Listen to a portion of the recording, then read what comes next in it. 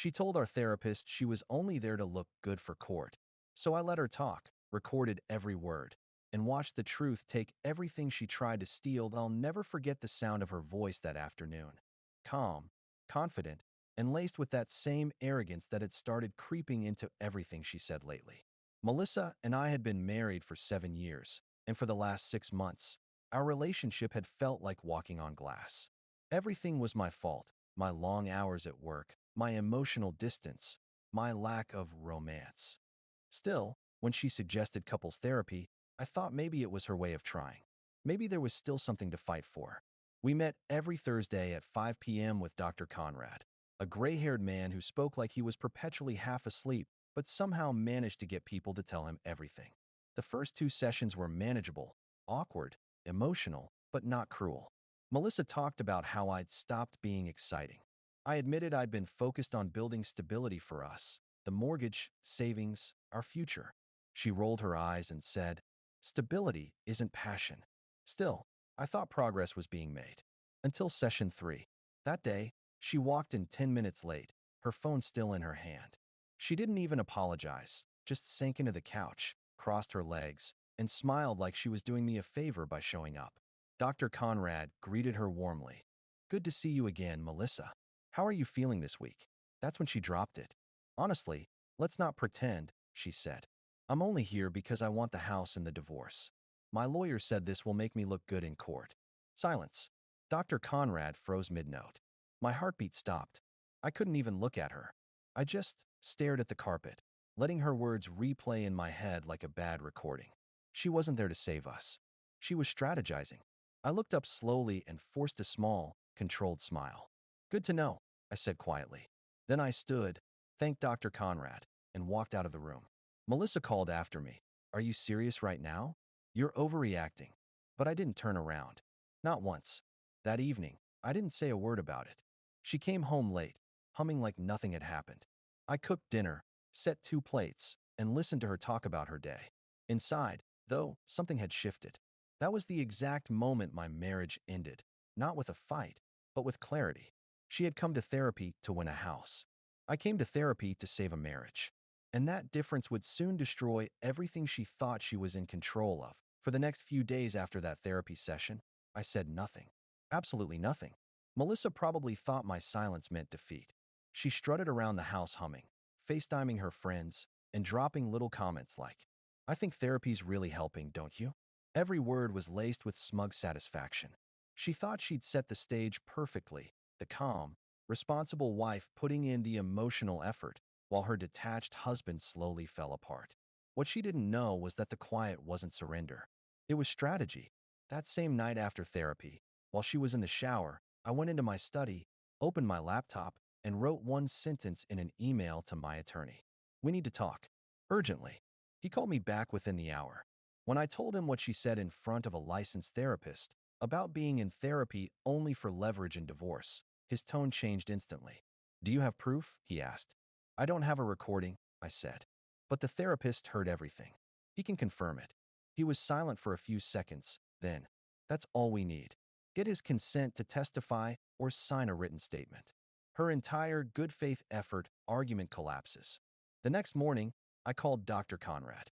I expected him to be cautious, maybe hesitant about taking sides. He wasn't. "Mr. Lewis," he said, "I document all sessions for medical and ethical purposes." Her statement was part of my notes. I can confirm her intent under subpoena if necessary. I remember exhaling for the first time in what felt like days. That night, Melissa came home waving takeout and acting like nothing happened. She sat across from me, talking about booking a weekend getaway to reconnect. I almost laughed. Instead, I nodded. "That sounds nice," I said. "Maybe we should wait until after next week's session." Inside, though, I was counting down the hours until my attorney finished drafting the divorce papers, airtight, clear, and heavily tilted in my favor. 3 days later, I got the email. "Your draft is ready for review." When I read through the papers, every detail was there. Her confession, my attorney's notes, Dr. Conrad's willingness to testify, the financial records that proved I paid for 90% of the mortgage, and her text history full of manipulative lines about playing nice for optics. Melissa had no idea how deep she'd buried herself. The following Thursday, when we walked into Dr. Conrad's office again, I acted perfectly calm. We sat. She smiled. The session began. Dr. Conrad asked her how she'd felt since our last talk. "Oh, good," she said breezily. "I think he's really opening up again." I turned to her, watching her performance, and smiled faintly. "Melissa," I said softly, "do you still want the house?" She blinked, confused. "What? I just want to be sure," I said. "Since that's what you said you were here for." Her face went pale, her jaw tightening. "You're really bringing that up again?" I was joking. Dr. Conrad didn't say a word. That was when I stood, handed her the thick envelope from my briefcase, and said, "Then you'll find this hilarious." She didn't touch it, just stared. "Those are the divorce papers," I said evenly, "with your confession included. You can send them to your lawyer." Her voice cracked. "You recorded me? That's illegal." I looked her dead in the eye. I didn't have to. The therapist heard everything. Then I walked out. Again. This time, I didn't look back. By the time I got home, her texts had started flooding in. First anger, then confusion, then panic. "You're blowing this out of proportion. You're being manipulative. We can fix this." But there was no we anymore. She had weaponized therapy, love, and marriage. And now, she was watching that weapon turn on her, slowly, methodically, and legally. What she didn't know yet was that the fallout was only beginning. Because once her lawyer called my attorney and learned Dr. Conrad was willing to testify under oath, everything she built around her good image would crumble faster than she could post her next filtered photo. Update 1.2 weeks later, I sat in my attorney's office while he organized the final set of documents. Melissa's lawyer had finally responded, and from the tone of their email, they'd realized how deep in trouble she was. Apparently, Melissa had tried to argue that her confession in therapy was taken out of context. But Dr. Conrad had already signed an affidavit stating that she clearly said she was attending sessions only to strengthen her legal position in an upcoming divorce. That one sentence dismantled her entire claim of good faith. See, in court, a person who acts in bad faith, pretending to work on a relationship just to gain property or custody advantage, loses credibility fast. And credibility, my lawyer said, is everything. Melissa's attorney tried a new tactic, stall. They filed motion after motion to delay proceedings, claiming Melissa was emotionally distressed. I didn't fight it. I waited, because waiting meant more time for the truth to unravel. A month later, we were finally in court. The courtroom was quiet, the kind of heavy quiet where even the sound of papers shifting echoes. Melissa was dressed like she was attending an interview for sainthood. White blouse, pearl earrings, the faintest smile of false humility. Her friends sat behind her like an audience ready for a performance.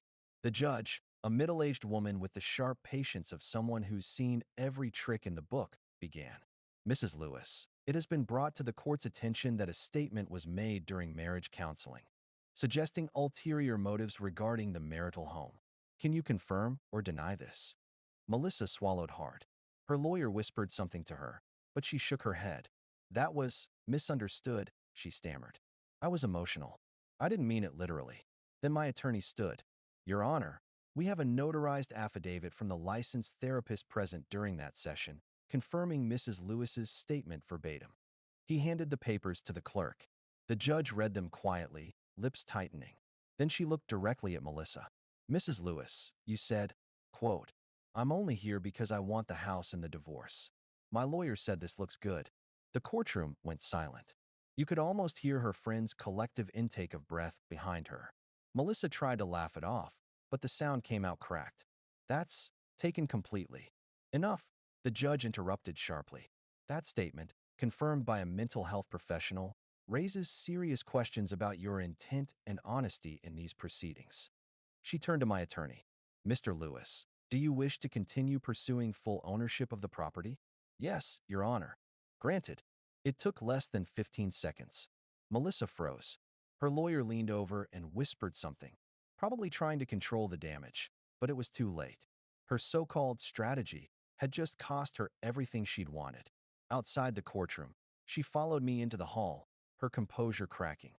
"You didn't have to do that," she snapped. "You could have given me time." I turned to her calmly. "You had all the time in the world to be honest." She stepped closer, lowering her voice. So that's it. You're just gonna walk away? After everything? I paused, looking at her. The woman I once thought I'd grow old with, who turned love into a transaction and therapy into performance. No, I said quietly. You walked away a long time ago. I'm just done pretending you didn't. Then I walked out.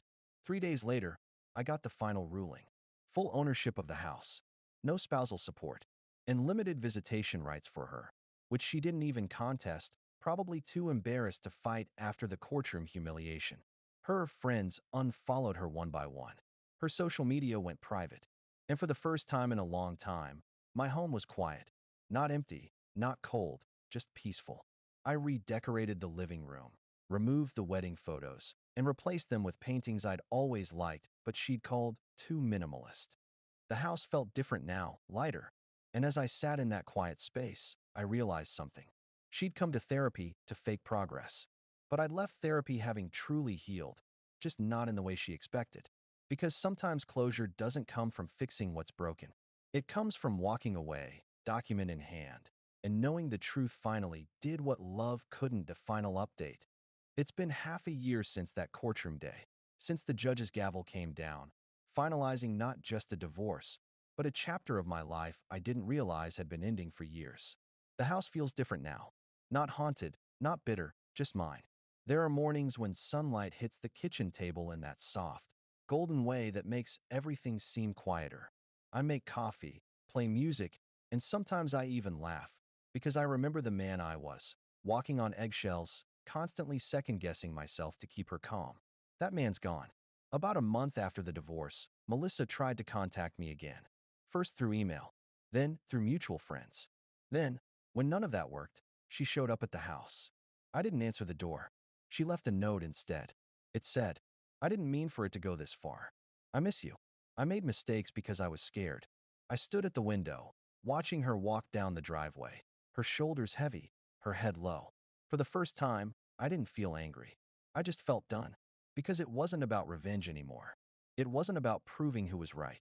It was about realizing that I'd built a life with someone who treated love like leverage, a game to be calculated, manipulated, and used. And once that illusion broke, there was no putting it back together. Therapy used to be something I dreaded, something she made performative. Now I still go alone.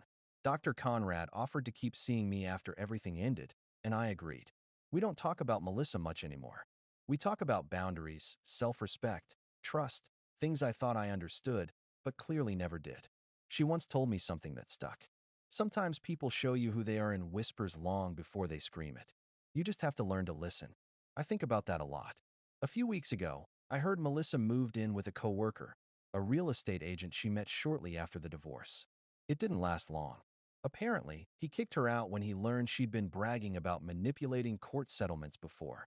Word travels fast when your therapist testified against you.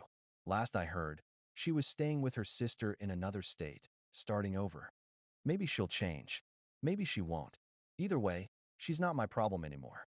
As for me, I finally took the trip we'd planned for years but never took because she didn't want to waste vacation days. Japan.